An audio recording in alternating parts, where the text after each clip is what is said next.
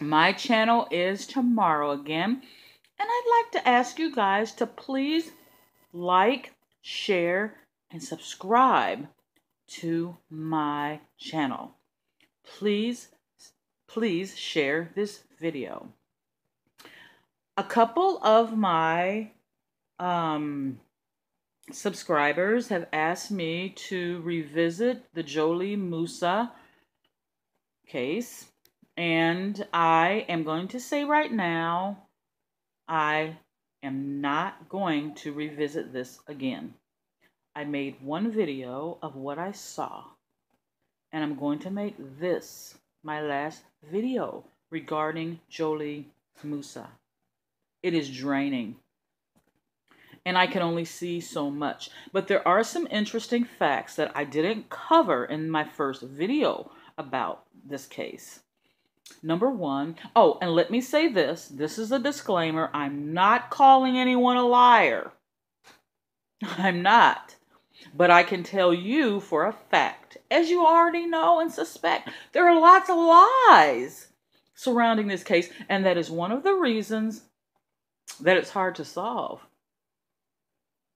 Sometimes during stressful situations, we see things differently, we react differently than what we would if there wasn't that much stress. One of the things that stands out in my mind is the police department negligence. That's my opinion. I feel like they didn't take this case seriously. A 16-year-old girl is reported missing, and they decide that she had to run away. This reeks, in my opinion, of racial profiling. I believe that if Jholie Moussa was anything other than black or brown, I think they would have seen this case differently early on. And once again, that is my opinion, my right to voice my opinion. And I know being a police officer is not easy, but at the same time, I feel like they should have issued an Amber Alert. You never know how that could have changed things.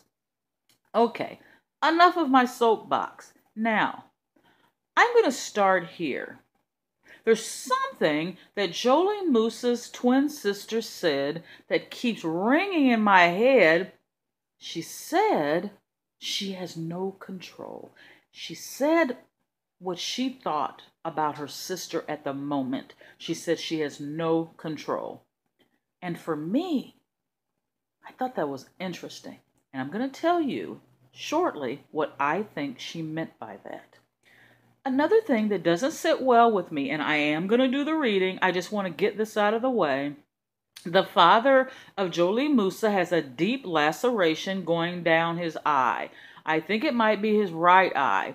His explanation for that is that he ran into a door, I believe, and he had to get that stitched up. Well, I can tell you this. When I was a teenager, I was walking down the street and I was yakking. My mind was somewhere else, and I ran into a stop sign. I didn't get a laceration, but I did run right into a stop sign. So, another thing that's interesting to me is that this 12 or 13-year-old kid was on the playground or at the park in the wintertime, and just so happens a stranger with dreads and dark skin came up to him and asked to use his cell phone.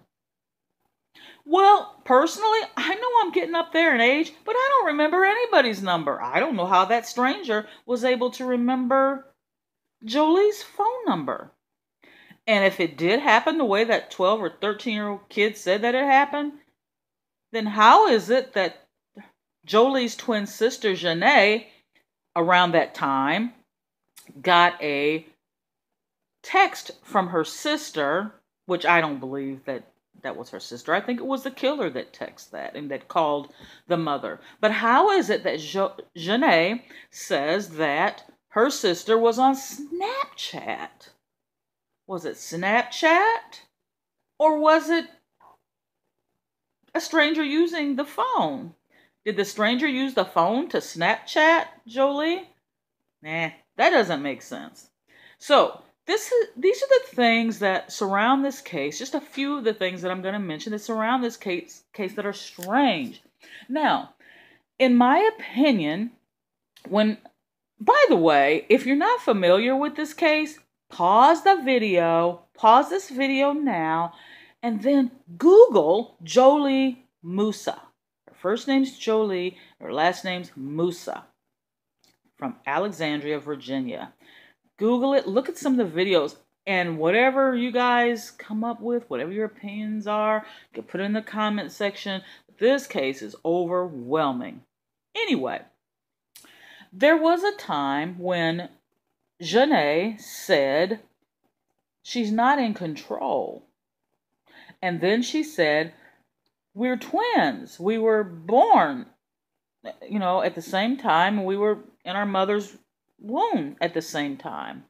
Not sure why she said that, other than maybe to let people know, please look for her. She's my twin.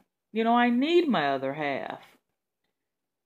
And her saying she has no control almost sounds like the sister was saying she's out of control. Like her sister sensed something about her behavior that wasn't normal. She's losing control. She's out of control. She has no control. There's lots of ways to take that statement. But I feel when she said she has no control, I feel that she really meant to say she's losing control. Her judgment is off. She's losing control. She has no control. That's what I feel that she meant. You guys may have a whole nother opinion, but that's what I feel. Also, let me just cut to the chase.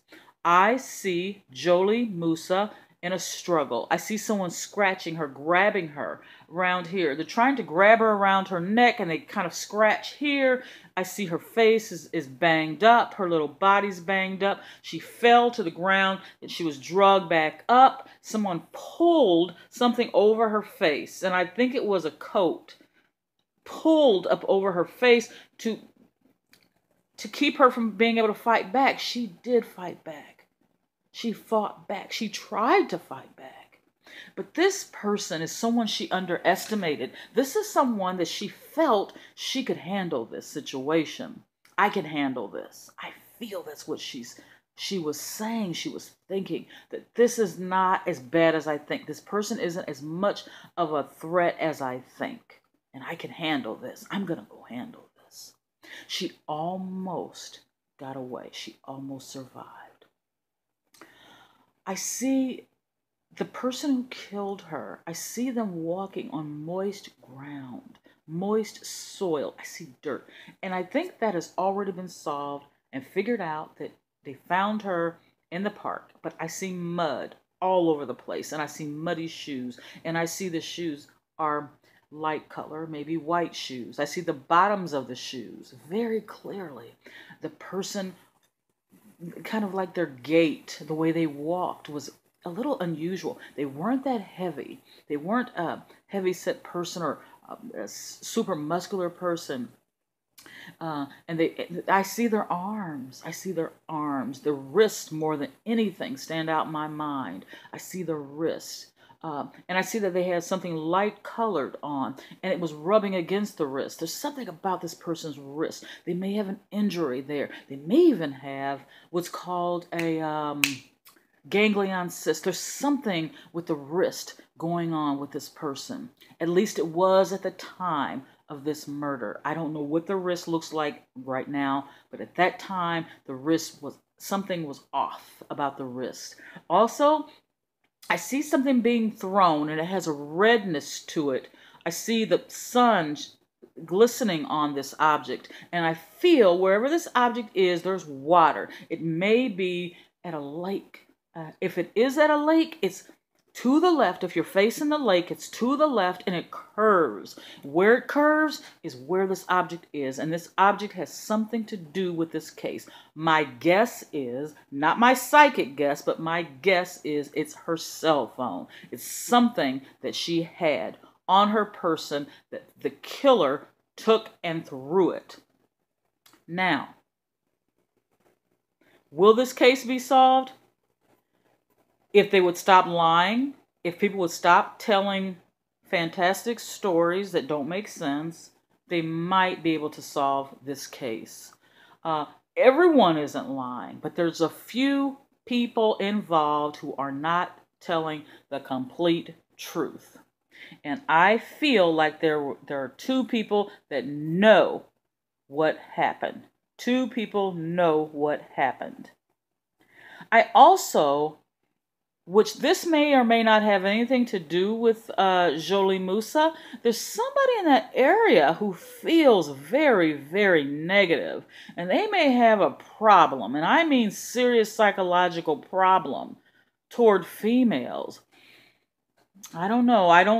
There could be someone in that area and even other states surrounding that has some issues and that has some violent tendencies and perhaps has done things, negative things before, and they're going from person to person with destructive behavior.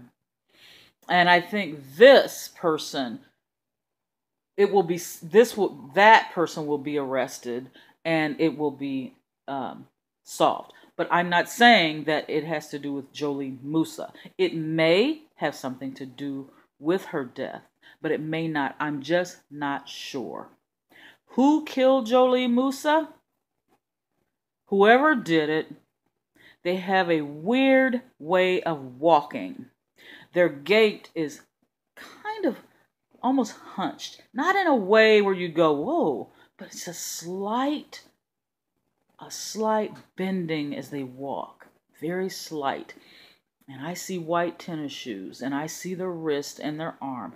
Their complexion is light. It's a lighter complexion. And I hope that this case will be solved very, very soon. And this is what I see. This is the symbolism that I see. And this will be my last attempt at looking over this case. I'm sending love and light to everyone. Please like, share, and subscribe if you haven't already. It's always appreciated. And as usual, I wish you guys the best of the best.